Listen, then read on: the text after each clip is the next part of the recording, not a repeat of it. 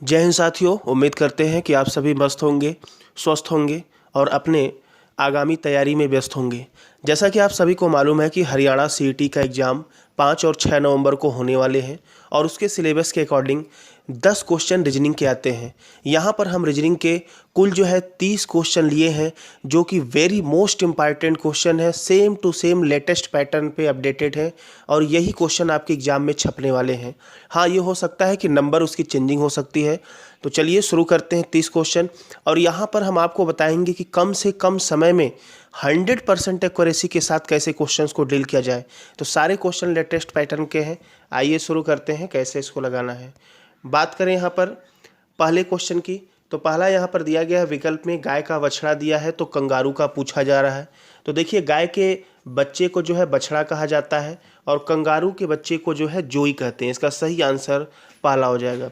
दूसरा यहाँ पर पीयूपी पप लिखा गया है, तो ये जो है डॉग अर्थात कुत्ते के बच्चे को पप कहते हैं। तीसरा यहाँ पर हर्ड लिखा गया, हर्ड का मतलब सुनना होता है। और यहाँ पर परेड लिखा गया, परेड सैनिक करते हैं, तो आप सेना जानते हैं परेड करती है। तो इसका यहाँ पर सही आंसर जो आपका होने वाला है वो पहला होने वाला है। क्लियर है? चलिए आगे बढ़ते हैं। अगला प्रश्न दिया गया है, एक घड़ी हमेशा दर्शाती है। तो आप देखिए, यहाँ पर ऑप्शन में घंटा, मिनट, सेकंड दिया है। आपको मालूम है कि एक घड़ी में 3 प्रकार की ये सुई होती हैं। सबसे बड़ी जो होती है उसको आवर हैंड कहते हैं, दूसरे नंबर पे मिनट हैंड, तीसरे पे सेकंड होती है। तो घड़ी हमेशा क्या दिखाती है? समय दिखाती है। और आपको बता दें एक इम्पॉर्टेंट नॉलेज कि अगर घड़ी बंद भी है तो वो भी 24 घंटे में 2 बार सही समय दिखाती है। कैसे? सपोज मान लीजिए घड़ी का सेल ख़त्म हो गया 12 बजे। अब आप बताइए 24 घंटे में 12 2 बार बजता है ना, तो 2 बार वो भी सही समय दिखाई। अर्थात एक बंद घड़ी भी 24 घंटे में 2 बार सही समय दिखाती है। चलिए, तो देखिए घड़ी कितना समय की पाबंद है। आगे बढ़ते हैं अगले प्रश्न की तरफ। तीसरा प्रश्न में पूछा गया है, कुछ प्रकार की कोडिंग दी गई है, आशा का कोडिंग पूछा गया है। तो आइए देख लेते हैं। पहले वाले में दिया है उषा इज प्लेइंग कार्ड और दूसरे वाले में दिया है आशा इज प्लेइंग कार्ड। दोनों में इज प्लेइंग कॉमन है, तो अगर इज प्लेइंग कॉमन है तो दोनों में 2 कोडिंग भी कॉमन होगा। तो देखिए, यम ए माँ कोडिंग कॉमन है और के आई की, माँ और की, ये दोनों कोडिंग जो है कॉमन है। अब ध्यान से सुनिएगा, यहाँ पर आशा बचा हुआ है और टेनिस बचा हुआ है। अगले वाले में आइए तो कार्ड्स एंड टेनिस लिखा गया है, अर्थात यहाँ भी टेनिस और यहाँ भी टेनिस, अर्थात इसमें इसमें भी कुछ कॉमन होगा। तो क्या दोनों में कॉमन दिख रहा है? के ओ पी कॉमन दिख रहा है। क्लियर है? तो बचा कौन? जे ए बचा हुआ है और यहाँ पर आशा बचा हुआ है। तो आशा का यहाँ पर जो आपका कोडिंग होगा वो जे ए हो जाएगा, अर्थात सही आंसर यहाँ पर डी हो जाएगा। क्लियर है? आगे बढ़ते हैं। अगला यहाँ पर दिया गया है, कथन दिया गया है। ध्यान से सुनिए, आर्गुमेंट, इस पे आपको तर्क देना है। तो एक कथन दिया जाता है, उस पे 2 आपके तर्क होते हैं, आर्गुमेंट होते हैं, और वह तर्क हाँ भी हो सकता है और नहीं भी हो सकता है। ये कोई ज़रूरी नहीं है कि जो तर्क दिया है हाँ वाला वो सही होगा और नहीं वाला गलत होगा, ऐसा कुछ भी नहीं है। जो भी तर्क हाँ या नहीं दिया गया है कोई बात नहीं, लेकिन उस पे तर्क उचित होना चाहिए। देखिए, दिया गया है क्या फिल्मों पर पूरी तरह से प्रतिबंध लगा देना चाहिए।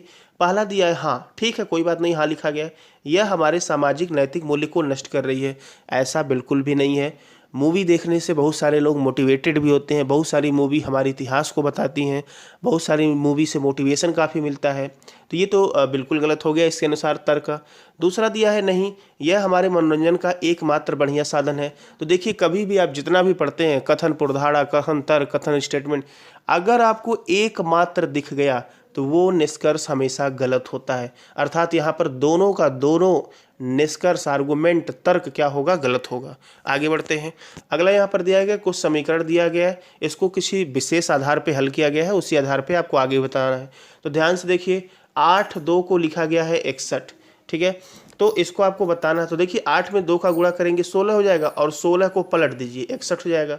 8 में 5 का गुणा करेंगे 40 होगा, 40 को पलट दीजिए 04 हो जाएगा।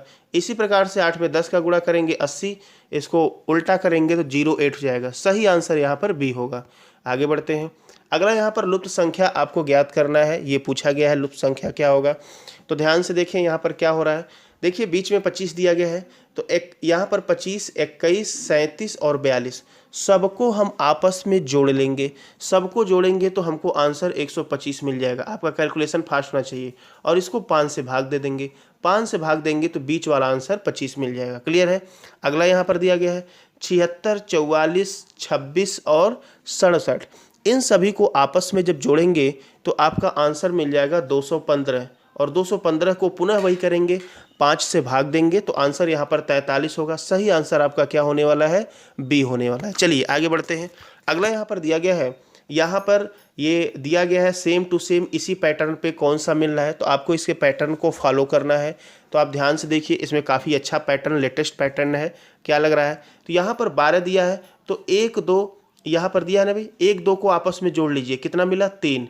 यहाँ बीच में लगाइए गुणा, और 9 को जोड़ेंगे कितना होगा? 10, और 10 में 3 का गुणा करेंगे 30 मिल जाएगा। क्लियर है। सेम टू सेम यही आपको पैटर्न फॉलो कराना है। तो आपको सेम टू सेम यही पैटर्न फॉलो कराने के लिए आइए देखते हैं कहाँ पर। यहाँ देखिए option number D, option number D में दिख रहा है 27 और 29 दिख रहा है। 27 में 7 2 को जोड़ेंगे 9, और 29 में 9 2 को जोड़ेंगे 11। तो यहाँ पर आपका क्या बन गया? 9 गुणे 11 बन गया। दोनों का गुणा करेंगे आपस में 99 मिल जाएगा। इसका आपका सही आंसर कौन सा हो जाएगा भाई? डी आपका इसका आंसर सही होगा। आगे बढ़ते हैं। अगला यहाँ पर प्रश्न दिया गया है, इसके अनुसार आपको बताना है कि यहाँ पर जो क्वेश्चन मार्क दिया है इसका आंसर क्या होगा। तो देखिए 4 में 3 का, आप कॉलम रो में आ जाइए, कॉलम में आइए, रो में नहीं। 4 में 3 का गुणा किए 12, और 12 में 5 जोड़ दीजिए 17। क्लियर है। 8 दूना 16, 16 4 20, 5 3 15, 15 5 20। इसका सही आंसर कौन सा हो जाएगा? दूसरा हो जाएगा। आगे बढ़ते हैं। अगला यहाँ पर दिया है, फिर से कथन निष्कर्ष पूछा गया है, राजनीति में धन प्रमुख भूमिका निभाता है। ये कथन दिया गया है। अब देखिए दिया गया कथन चाहे सही हो चाहे गलत हो, हमारे सामाजिक जीवन के अनुसार इसमें कहा जाता है कि आपको दिए गए स्टेटमेंट से बिल्कुल भी बाहर नहीं जाना है। तो देखिए राजनीति में धन प्रमुख भूमिका निभाता है, निष्कर्ष है। निष्कर्ष में दे रहा है पहला, निर्धन व्यक्ति कभी राजनेता नहीं बन सकता। तो ऐसा तो उसमें कुछ बोला नहीं है, बोल रहा है कि धन प्रमुख भूमिका निभाता है, तो ये तो बिल्कुल गलत है। ठीक है। और दूसरा कह रहा है सभी धनी पुरुष राजनीति में हिस्सा लेते हैं, ये भी कोई जरूरी नहीं है, बहुत सारे लोग हैं पैसे वाले। मतलब इसके अनुसार बस ये इतना बोला है कि धन प्रमुख भूमिका निभाता है। तो यहाँ पर दोनों के दोनों निष्कर्ष गलत होंगे। आगे बढ़ते हैं। अगला यहाँ पर लुप्त पद को आपको ज्ञात करना है। तो देखिए यहाँ पर क्या होने वाला है। अब यहाँ पर जो है ये नीचे वाला 2 को जो है सॉल्व करके ऊपर वाला आपको बताना है। तो यहाँ पर देखिए 2 और 3 है, 7 ले आना है। तो 2 में 3 का गुणा कर दीजिए तो हो गया 6। ठीक है। 2 में 3 का गुणा कर दिए 6, और प्लस अब बड़े में से छोटा घटा दीजिए, 3 में से 2 जाएगा 1, तो 6 कितना हो गया? 7 वाला मिल गया।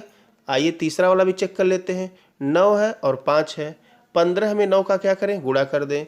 तो 15 में जब हम 9 का गुणा करेंगे तो 15 9 कितना होता है भाई?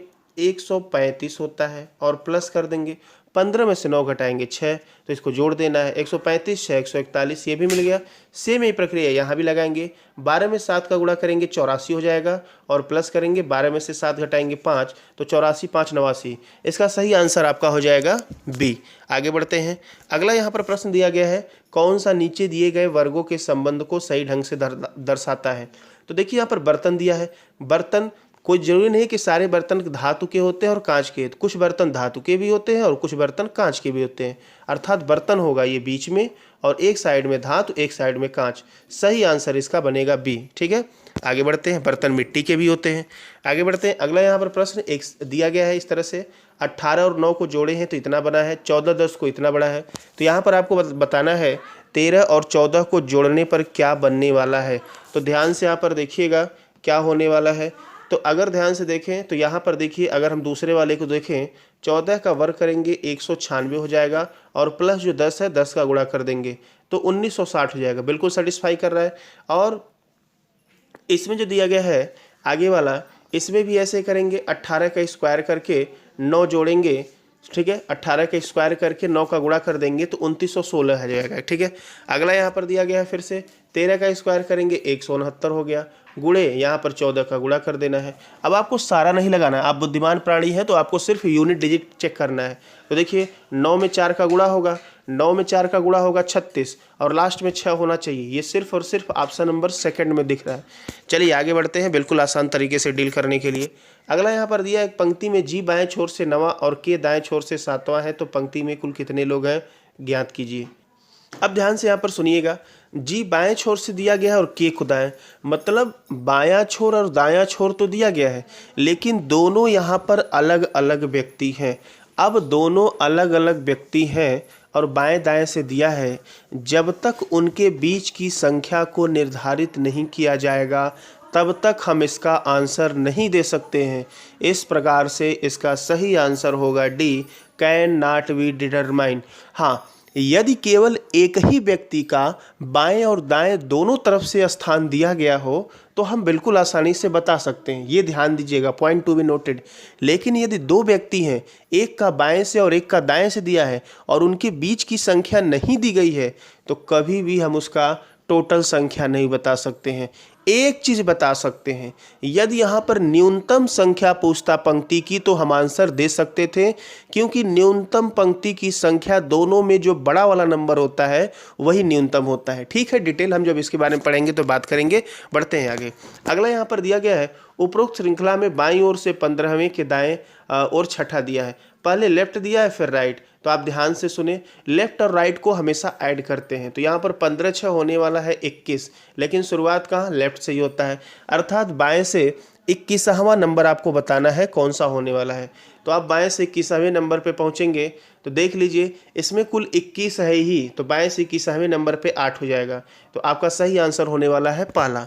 आगे बढ़ते हैं। अगला यहाँ पर दिया है ज्ञात करने मानक पासा। तो देखिए मानक पासा क्या होता है, आप लोग लूडो घर खेले होंगे, लूडो बचपन में, तो वही जो लूडो होता है उसी को मानक पासा कहते हैं।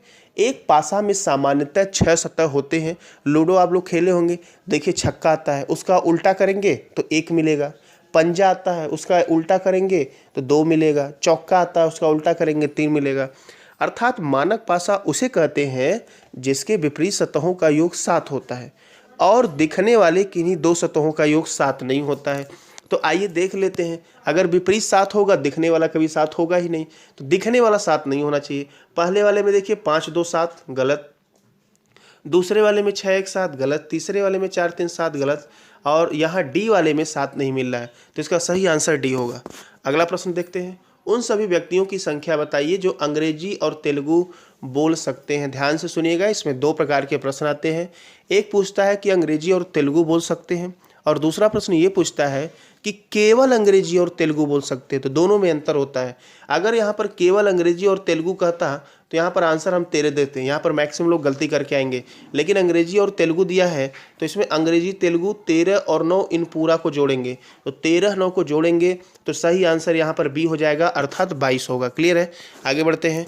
अगला यहाँ पर दिया हुआ आरेख चुनिए जो कॉलेज के छात्रों, गायकों और नर्तकों के बीच का सही संबंध है। तो यहाँ पर देखिए कुछ छात्र ऐसे होंगे जो गायक भी होंगे, नर्तक भी होंगे, कुछ नर्तक ऐसे होंगे छात्र होंगे, गायक होंगे, अर्थात तीनों का तीनों जो कॉमन वाला है ये इसका सही आंसर होगा। सही आंसर इसका सी हो जाएगा। आगे बढ़ते हैं। अगला प्रश्न, यहाँ पर आपको मिरर इमेज बताना है। तो मिरर इमेज ध्यान से देखें, ऐसा मिरर इमेज कहाँ बनने वाला है। तो मिरर इमेज की एक परिभाषा हमने आपको बताया है, ध्यान से सुनिएगा। परिभाषा ये होता है कि मिरर के पास जो चीज़ें नज़दीक होती हैं उसके दूसरे साइड में वो चीज़ें नज़दीक ही होती हैं, और जो दूर होगा दूसरे साइड में भी दूर होगा। तो यहाँ पर आप ध्यान से देखें, नीचे वाला आपको ये 3 डॉट दिख रहा है उल्टा साइड में, तो यहाँ भी 3 डॉट उल्टा साइड बनेगा। आप सभी फिगर को देख लीजिए, ना दूसरा में, ना तीसरा में, ना चौथा में। सही आंसर सिर्फ आपका कौन सा बनने वाला है, पहला बनने वाला है। आगे बढ़ते हैं। अगला यहाँ पर दिया गया है रिलेटेड वर्ड से यहाँ पर सिलेक्ट करना है। दिया गया है एक यहाँ पर श्रृंखला दिया गया है the test of my life, इसको ये कोडिंग किया गया है, तो कौन सा फिर सही होगा। देखिए द में 3 लेटर है तो 3 लिखा गया है, टेस्ट में 4 है तो यहाँ भी 4 है, ऑफ में 2 है तो यहाँ भी 2 है, माई में 2 है यहाँ भी 2 है, और लाइफ में 4 है तो यहाँ भी 4 है। सेम टू सेम आपको यही पैटर्न ढूंढ के बताना है। तो आप ध्यान से देखेंगे into same to same pattern, तो आपको सी वाले में दिखेगा।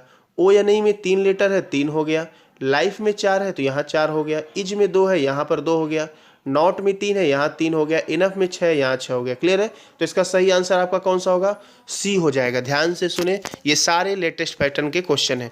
आगे बढ़ते हैं। अगला यहाँ पर दिया गया है दिए गए विकल्पों में से विषम संख्या अक्षर को चुनिए। ठीक है, तो आपको विषम अगर इसमें चुनना हो तो सबसे पहला हम क्या करते हैं, गैपिंग निकालते हैं। अगर गैपिंग से कुछ नहीं मिलता है तो फिर हम आगे बढ़ते हैं। तो यहाँ पर देखिए गैपिंग से आपको कुछ नहीं मिलने वाला है, तो नहीं मिलने वाला है। इसमें भी एक ज़बरदस्त कॉन्सेप्ट का प्रयोग किया गया है। ऐसा प्रश्न हाल फिलहाल में कई एग्जामों में पूछा जा चुका है। ठीक है, तो देखिए यहाँ पर हम 20 नंबर का अगर हम दिमाग लगाएं तो यहाँ पर 20 नंबर में क्या होने वाला है आपका आंसर। तो देखिए इसका आंसर आपका सी होने वाला है। ठीक है, आपको अमेजिंग ट्रिक दिखेगा कि एच आई वी और डब्लू, इसका अगर आप मिरर इमेज देखेंगे तो सेम टू सेम आपको यही मिरर इमेज मिलेगा, एच आई वी डब्लू। मतलब जैसे एच का एच होता है, आई का आई, वी का वी, कोई परिवर्तन नहीं होगा, जबकि और सब में परिवर्तन हो जाएगा। इसीलिए ये जो है इसका सही आंसर आपका सी होगा। आगे बढ़ते हैं। अगला दिया गया है ये हरा को नीला, काला को सफ़ेद, ये सारा दिया जाता है। इसको लगाने का सबसे आसान सा तरीका होता है कि आप पूरे क्वेश्चन को ना पढ़ें, क्योंकि पूरा क्वेश्चन पढ़ेंगे तो आपका समय बर्बाद होगा। आप सीधे क्वेश्चन पे आए। पूछा गया है रक्त का रंग कैसा है, तो आप सभी को ये मालूम होना चाहिए कि रक्त का रंग कैसा होता है। तो रक्त का रंग होता है लाल। अब सीधे डायरेक्ट देखें कि लाल को क्या कहा जा रहा है, तो लाल को क्या कहा जा रहा है भाई, नारंगी। सही आंसर यहाँ पर हो जाएगा डी, नारंगी। आगे बढ़ते हैं। अगला यहाँ दिया गया है आपको पिक को बताना है कैसे लिखा जाएगा। यहाँ पर कूट भाषा का जो है प्रयोग किया गया है, तो ध्यान से देखिए। पिकअप द बुक यहाँ पर लिखा गया है, इसका कोडिंग ये लिखा गया है। फिर यहाँ पर लिखा गया है द बुक इज गुड। अब दोनों में देखिए द बुक और द बुक दोनों में कॉमन है, तो यहाँ भी कुछ लेटर कॉमन होगा। तो ध्यान से देखें क्या क्या कॉमन दोनों में दिख रहा है। यहाँ पर आपको यहाँ पर कॉमन जो दिख रहा है पी ए और टी ए, दो चीज़ कॉमन दिख रहा है, पी ए और टी ए कॉमन दिख गया। ठीक है, अब यहाँ पर आपको पिक बताना है। अब वहाँ पर पिक अप दिया गया है, आप ध्यान से सुने। तो पिक का और जो है अप का, तो यहाँ पर पिक और अप का जो है का और ना आपको बचा हुआ है। अब दो ही दिया है तो पिक और अप का भी हो सकता है, ना भी हो सकता है। तो इसका हम सही आंसर डिटरमाइन नहीं कर सकते हैं। ठीक है, पिक और अप का और ना में से कोई भी हो सकता है। यदि और एक आध सेंटेंस होता तो हम आंसर दे सकते थे। तो इन सब चीज़ों को ध्यान दें। ऐसे प्रश्न अब ज़्यादा पूछे जा रहे हैं जिसमें डाटा इनएडिक्वेट अर्थात डाटा अपर्याप्त है। ठीक है, तो इसका सही आंसर डी होगा। आगे 23 नंबर क्वेश्चन की बात करते हैं। तो यहाँ पर देखिए आपको यहाँ पर लुप्त पद दिया है, बताना है।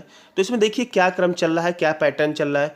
13 में 8 का गुणा करेंगे 104, माइनस 15 में 4 का गुणा करेंगे 60, 104 में से 60 जाएगा 44, तो बीच वाला मिल गया। आगे देखते हैं। फिर से 13 में 7 का गुणा करेंगे 91, माइनस 11 में 9 का गुणा करेंगे 99, तो 99 में से मतलब बड़े वाले में से छोटा वाला माइनस करना है 8। फिर अगला आपका इसी प्रकार से दिया है 22 में 6 का गुणा करेंगे और 17 में 11 का यहाँ पर गुणा करने वाले हैं। ठीक है, तो देखिए 17 में 11 का गुणा करेंगे तो 127 मिल जाएगा और 22 छक्का 132 होता है। आप इसको जब माइनस करेंगे तो इसका सही आंसर आपका क्या होने वाला है, सी होने वाला है, अर्थात सही आंसर 55 हो जाएगा। आगे बढ़ते हैं। अगला प्रश्न दिया है 5 जून 2007 को मंगलवार था, तो 5 जून 2006 को कौन सा दिन होगा। देखिए आगे नहीं बढ़ रहा है, पीछे बढ़ रहा है, अर्थात ये 5 जून 7 दिया है, 6 का पूछ रहा है, 7 दिया है, तो 6 का क्या होगा। तो एक दिन आगे बढ़ने पे सिंपल ईयर में एक जुड़ जाता है, तो पीछे घटेंगे तो एक माइनस हो जाएगा। तो देखिए दोनों आपका साधारण वर्ष है, तो आपको मालूम है कि एक वर्ष साधारण वर्ष जब आगे बढ़ता है तो उसमें 52 सप्ताह और एक दिन एक्स्ट्रा होते हैं। तो यहाँ पर आपको एक दिन माइनस करना है, तो मंगलवार आपका आंसर दिया गया है, एक दिन माइनस करेंगे, सही आंसर यहाँ पर हो जाएगा सोमवार। क्लियर है, आगे बढ़ते हैं। अगला यहाँ पर दिया गया है दर्पण आकृति बताना है, तो ध्यान से सुनिए। दर्पण हमेशा ऊर्ध्वाधर रखा जाता है इस प्रकार से। ये आपको लाइन दिख रही है, ये वाली कलरफुल है। अब यहाँ पर भी आपको ऐसा कलरफुल होना चाहिए, इसी प्लेस पे। क्या पहले में है, नहीं है, दूसरे में है, नहीं है, तीसरे में है, नहीं है। इसका सही आंसर आपको डी मिल जाएगा। क्लियर है, आगे बढ़ते हैं। अगला यहाँ पर दिया गया है निम्न में से एक अलग है, आपको बताना है। तो देखिए आप जो है इंद्रधनुष के रंग को जानते होंगे जिसको विबग्योर कहा जाता है, विबग्योर। और इसमें देखेंगे आपको इंडिगो भी मिलेगा, नारंगी भी मिलेगा, बैगनी भी मिलेगा, लेकिन ये जो दूसरा सिल्वर कलर है ये इंद्रधनुष का रंग नहीं होता है, इसलिए इसका आंसर सही आंसर भी हो जाएगा सिल्वर। अगले प्रश्न की बात करते हैं।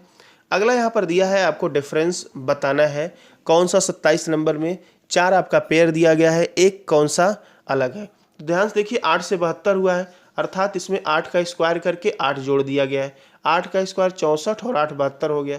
11 का स्क्वायर 121 में 11 जोड़ देंगे तो 131 हो गया। ठीक है, इसी प्रकार से देखिए 5 का स्क्वायर 25 5 30। अब 12 का स्क्वायर 144 अधन आपको 12 आपको उसमें जोड़ देना है, तो 12 का स्क्वायर 144 और धन 12 जोड़ेंगे तो 156। बी वाला सी वाला भी आंसर आ गया। यहाँ पर देखिए सही आंसर आपका बी वाला होगा। कैसे? 11 का स्क्वायर 121 होता है, प्लस 11 जोड़ेंगे तो 131 आंसर नहीं होगा, आंसर होगा 132। क्लियर है? आगे देखते हैं। अगला दिया है टॉम का कोडिंग किया गया है, तो सी डी का पूछ रहा है। देखिए टी का 20 होता है, कोई जरूरी नहीं है कि हर क्वेश्चन को हम बार बार यहाँ पर लिखे ही। ध्यान से आप देखेंगे टी का होता है 20, तो उसमें 2 का गुणा कर दिया 40। ओ का होता है 15, 15 में 2 का गुणा 30। यम का 13 होता है, 13 में 2 का गुणा 26। सेम इसी प्रकार से यहाँ भी लगाएंगे और सारे क्वेश्चन को नहीं यहाँ पर निकालेंगे। सी का 3 होता है, 3 में 2 का गुणा कीजिए 6, 6 करिए, ये ऑप्शन और ये ऑप्शन आपका कैंसिल। एक और चेक कर लेते हैं। डी का होता है 4, 4 में 2 का गुणा करेंगे 8। सही आंसर आपका पहला हो जाएगा। आगे बढ़ते हैं। अगला यहाँ पर दिया है 3 जनवरी 2001 को कौन सा दिन था। तो देखिए इस क्वेश्चन को लगाने के लिए आपको फार्मूला की आवश्यकता है। फार्मूला आपको याद होना चाहिए। तो फार्मूला में सबसे पहले क्या लगाते हैं भाई? डे होता है। फार्मूला जब इसका सॉल्व करते हैं तो सबसे पहले डेट लिखते हैं, उसके बाद फिर लिखते हैं मंथ कोड। ये जब हम पढ़ाएंगे डिटेल तो बताएंगे। फिर उसके बाद क्या लिखते हैं भाई? मंथ कोड लिखते हैं, फिर सेंचुरी का कोड लिखते हैं, प्लस करते हैं और फिर क्या करते हैं? वर्ष कितना है और फिर लीफ ईयर लिखते हैं। ठीक है, इन सबको लिखने के बाद 7 से डिवाइड कर देते हैं। क्लियर है? तो आइए सबको लिख के हम आपको निकाल देते हैं डायरेक्ट। सबसे पहले यहाँ पर डेट दिया है, तो डेट तो आपको मालूम है 3 तारीख है। जहाँ 7 से बड़ा होगा उसको 7 से भाग दे देंगे। डेट के बाद हम क्या लिखते हैं भाई? मंथ का कोड लिखते हैं। जनवरी, जनवरी का कोड 1 होता है। ठीक है, ऐसे लिखते हैं। कोड आपका कुछ इस प्रकार से होता है 144। ठीक है, 12 का स्क्वायर होता है, फिर 0 लगाकर 5 का स्क्वायर होता है। 5 का स्क्वायर का मतलब आपका 25 हो जाएगा। 0 लगाकर 6 का स्क्वायर होता है 36 और फिर 12 का स्क्वायर धन 2 अर्थात 144 2 146। ये 12 महीना का कोड ऐसे होता है। तो जनवरी का कोड यहाँ पर 1 होता है। ठीक है, तो आपका यहाँ पर ये 3 तारीख हो गया और मंथ का कोड हो गया 1 हो गया। ठीक है, मंथ के कोड के बाद हम सेंचुरी ईयर का कोड लिखेंगे। अब देखिए 2001 लिखा है तो लास्ट वाला 2 अंक हटा देते हैं। यहाँ पर 2000 बचा, इसको 400 से भाग देते हैं। 400 से भाग देने पे यदि शेष 0 बच रहा है तो उसका कोड होता है 6। यदि शेष 100 बच रहा है तो उसका कोड क्या होता है? उसका कोड आपका होता है, यदि शेष 100 बच रहा है तो उसका कोड होता है आपका 4। यदि शेष 200 बच रहा है तो उसका कोड कितना होता है? 2। यदि शेष 300 बच रहा है तो उसका कोड होता है 0। तो इस प्रकार से कोड का प्रयोग करते हैं। अब सेंचुरी कोड हो गया, उसके बाद ईयर, तो लास्ट के 2 अंक ईयर जोड़ते हैं। तो 1 सिर्फ है तो 1 यहाँ पर ऐड कर देंगे। ईयर के बाद आपका क्या होता है? लीप ईयर का कोड। तो यही ईयर में ही लीप ईयर हम चेक करते हैं कितना लीप ईयर है। तो 1 अगर साल है तो इसमें लीप ईयर कुछ नहीं होगा तो खत्म हो गया, बट 7 से भाग देते हैं। आपको 7 से डिवाइड करने की आवश्यकता नहीं। 6 एक 7 कट गया, बचा कितना? 4। अब 4 किसका होगा भाई? 4 यहाँ पर डेट को आपको कोडिंग बताना है। तो देखिए ये सैटरडे संडे मंडे ट्यूसडे, यहाँ शुरू करते हैं। Saturday Sunday Monday Tuesday. Saturday का 0 लिखते हैं, संडे का 1, मंडे का 2, ट्यूसडे का 3। अब 4 लिखना है। 4 किसका होगा? वेडनेसडे अर्थात बुधवार का। तो इसका सही आंसर आपका सी हो जाएगा, बुधवार आपका आंसर होगा।